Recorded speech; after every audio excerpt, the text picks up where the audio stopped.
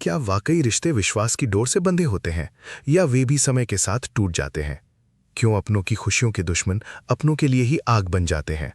और क्या प्यार की कीमत हमेशा इंतकाम से चुकाई जाती है?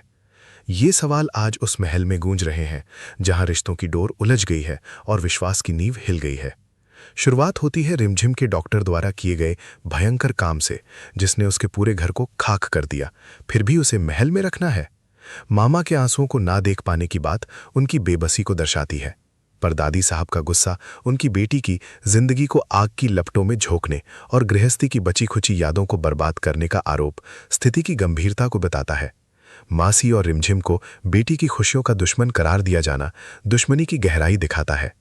माफी मांगने की विवशता, जमीर पर असर डालने की कोशिश, आंसू बहाकर किसी के सामने पसंद नहीं आने वाला स्वाभिमान, ये सब मिलकर एक जटिल भावनात्मक जाल बुनते हैं। दादी साहब का ये कहना कि माफी तो इन्हें मांगनी चाहिए आपसे, उनके दर्द और गुस्से को और भी तीव्र करता है। कम अकल औरत का इलाज हम करेंगे जैसी धमकियां बदले की भावना का स्पष्ट संकेत है।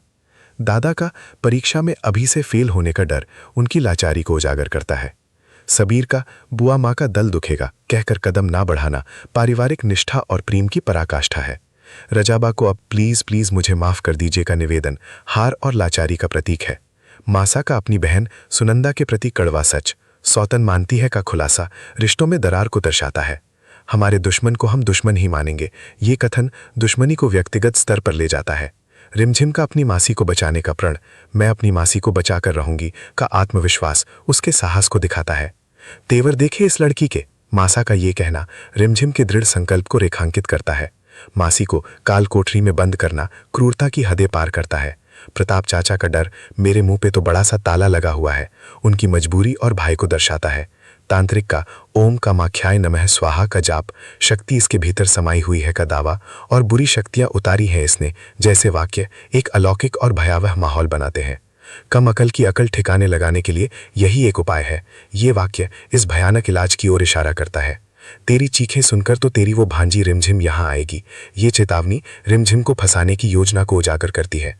मासी की चीखें, रिमझिम का दौड़ी आना, हे मारिए ना सकती माँ, मना किया, छोड़िए, ये सब मिलकर एक दिल दहला देने वाला दृश्य प्रस्तुत करते हैं। तेरी ये भावड़ी जो मासी है ना, इसको ठीक करने के लिए हो रहा है। ये वाक्य उपचार के नाम पर हो रहे अत्याचार को उजागर करता है। थोड़ी तकलीफ तो ये भी बर्दाश्त कर सकती है। ये क्रूरतापूर्ण विचार सहनशीलता की सीमाएं लांघता है। दादी साहब का अगर किसी तांत्रिक के ये सब कुछ करने से किसी की बीमारी ठीक होती ना वाला तर्क अंधविश्वास पर प्रश्न चिन्ह लगाता है। विधि में बाधा नहीं आनी चाहिए, ये कहना जानबूझकर प्रताड़ना जारी रखने का इरादा दिखाता है। रिमझिम का खबरदार अगर मेरी मासी को हाथ भी लगाया तो, ये कथन उसके प्रेम और सुरक्षात्मक रवैये को दर्शाता है। मासा के गुस्से के कहर से इस लड़की रिमझिम को कोई नहीं बचा पाएगा, ये भविष्यवाणी आने वाले तूफानी क्षणों का संकेत देती है। रिमझिम का मैं हूं ना आपके साथ, पक्का, प्रॉमिस, मासी को दिलासा देना उनके मजबूत रिश्ते को दर्शाता है। ये सब लोग गंदे हैं, मासी का ये कहना उस महल में व्याप्त नकारात्मकता को उजागर करता है। हमारे खिलाफ जाकर तुम उसका मकल को यहाँ से अपने साथ ले गई, इसकी सजा मिलेगी। ये कथन किसी भी आज्ञा का उल्लंघन करने पर मिलने वाली कड़ी सजा का संकेत है। सुनंदा की तो उसे वहां भेजा जाएगा जहां उसके जैसे लोगों का इलाज होता है। ये वाक्य निर्वासन या कहीं दूर भेजने की योजना का खुलासा करता है। रिमझिम ने अगर इसमें रुकावट डालने की कोशिश की तो इसे भी जाना पड़ेगा, ये महल छोड़कर हमेशा के लिए। ये अल्टीमेटम रिमझिम को मुश्किल फैसले के कगार पर खड़ा करता है। संध्या आरती का दीपक जलने से पहले हम तुम्हारी हाँ सुनना चाहते हैं। ये समय सीमा दबाव को और बढ़ा देती है। रानी साहब बनने का ऐसा सुनहरा अवसर छोड़ेगी थोड़ी है चुईया, लगा ले। ये ताना रिमझिम को अवसर और कर्तव्य के बीच चयन करने पर मजबूर करता है। रिमझिम को समझाओ यार, उसे कोई नहीं समझा सकता। ये लाचारी स्थिति की जटिलता को दर्शाती है। जिद में अपने लिए खुद मुसीबतें खड़ी करती हो, ये आरोप रिमझिम के चरित्र पर सवाल उठाता है। जिस औरत ने हमारी बुआ माँ को जख्म दिए, रिमझिम उसके लिए खड़े रहना चाहती है। ये कथन रिमझिम की निष्ठावान और वफादार चरित्र को दर्शाता है। प्रेम बस जाना चाहती है जा, ये स्वीकृति त्याग और विवशता का संगम है। अभी तो यहाँ क्या कर रहा है और मेरे कपड़े क्यों छुपा रखे हैं, ये प्रश्न अचानक आए अप्रत्याशित मोड़ को दर्शाता है। हो जाओगी तो मैं अकेला हो जाऊंगा, कुछ करो ना, मुझे मासी भी चाहिए और आप भी। ये गुहार भावनात्मक उलझन को दर्शाती है। काश जिंदगी के फैसले लेना ना आसान होता। ये वाक्य मुश्किल चुनाव की वेदना को व्यक्त करता है। भले ही सही रास्ता मुश्किल है, लेकिन चलना तो उसी पर ही पड़ेगा ना। ये सिद्धांत कठिनाई स्वीकार करने की परिपक्वता को दर्शाता है। मैं यहाँ रहूं या ना रहूं, लेकिन मैं तुम्हारे साथ हमेशा रहूंगी। ये वादा अटूट रिश्ते का प्रतीक है। संबड़ी दीदी को रोक लीजिए ना आप, वो आपका ही कहना मानेंगी। प्लीज संबड़ी मत जाने दो उनको। ये याचना बेबसी का चरम है। हे माता रानी, आपको हमारी भक्ति की कसम, कहीं हमें रिमझिम से शर्त मत हरवा दीजिएगा। ये प्रार्थना दाव पर लगे हुए बड़े दाव को दर्शाती है। जिस हाथ का नाखून चबा रही थी वही हाथ पूजा की थाली में लगाने जा रही थी। ये वाक्य घबराहट और चिंता का चित्रण करता है।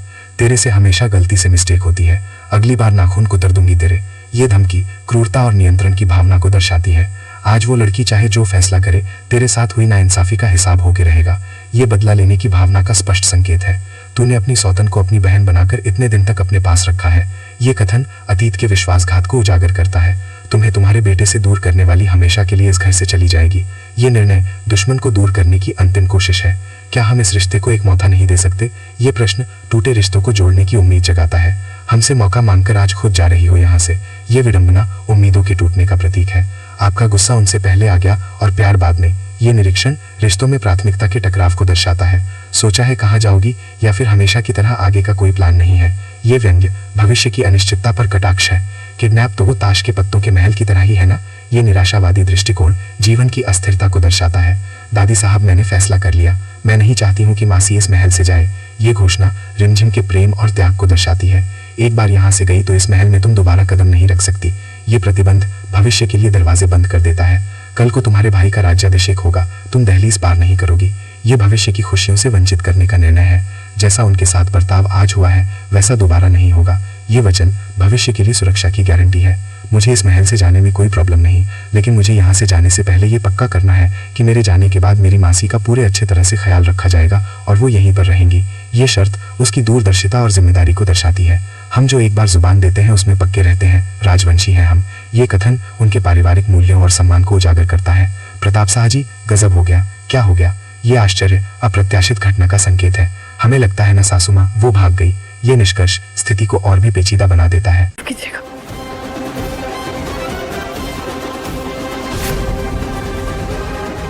अब मासा के गुस्से के कहर से अगर मेरी मासी के साथ कुछ गलत हुआ है तो मैं समझ जाऊंगी कि मेरे यहाँ से जाने के बाद मासी यहाँ पर सेफ नहीं है। ये चेतावनी भविष्य के परिणामों की ओर इशारा करती है। धक्के मार मार के महल से बाहर निकालेंगे तुम्हें। ये धमकी अंतिम निर्णय की घोषणा है। रिमझिम रात 8:30 बजे टीवी पर। यह दर्शकों के लिए एक रोमांचक संकेत है जो आने वाले ट्विस्ट्स और टर्न्स की ओर इशारा करता है।